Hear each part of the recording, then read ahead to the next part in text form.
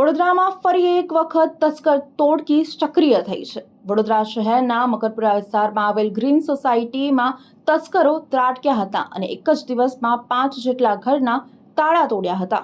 વડોદરા શહેરના મકરપુરા વિસ્તારમાં આવેલી ગ્રીન પાર્ક સોસાયટીમાં તસ્કર તોડકી ત્રાટકી હતી। તસ્કરોએ સોસાયટીમાં એક સાથે 5 મકાનોના તાળા તોડી ચોરીનો પ્રયાસ કરતા વિસ્તારમાં ચકચાર મચી છે।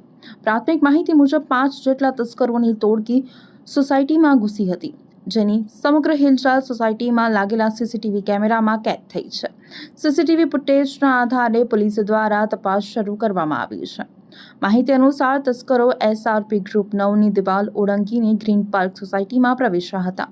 ત્યારબાદ તેઓએ અલગ અલગ મકાનોને નિશાન બનાવી તાળા તોડ્યા હતા। ઘટનાની જાણ થતાં જ મકરપુરા પોલીસ સ્થળ ઉપર પહોંચી હતી અને હાલ સીસીટીવી ફૂટેજ અને ટેકનિકલ સોર્સના આધારે તપાસ શરૂ કરી છે। આ ઘટનાને પગલે સોસાયટીના રહીશોમાં સુરક્ષાને લઈને ચિંતા વ્યાપી છે। સર, મારું નામ છે દીપેશ વાલા। હું ગ્રીન પાર્ક સોસાયટીનો પ્રમુખ છું। મારા સાથે ઉભેલા છે રવિન્દ્ર કુલકર્ણી છે, એ સેક્રેટરી છે। શુક્રવારની રાત્રે લગભગ 2:30 વાગ્યાના આસપાસ 3 માણસો અમારી સોસાયટીમાં એસઆરપીના દિવાલ ઓળંગીને સોસાયટીમાં ઘૂસ્યા હતા। સોસાયટીમાં આવ્યા પછી લગભગ 3 થી 4 ઘરમાં રેકી કરી અને 1 કલાક સોસાયટીના અંદર નીકળ્યા પછી એ સુસદની દિવાલ ઓળંગીને એ લોકો ભાગી ગયા।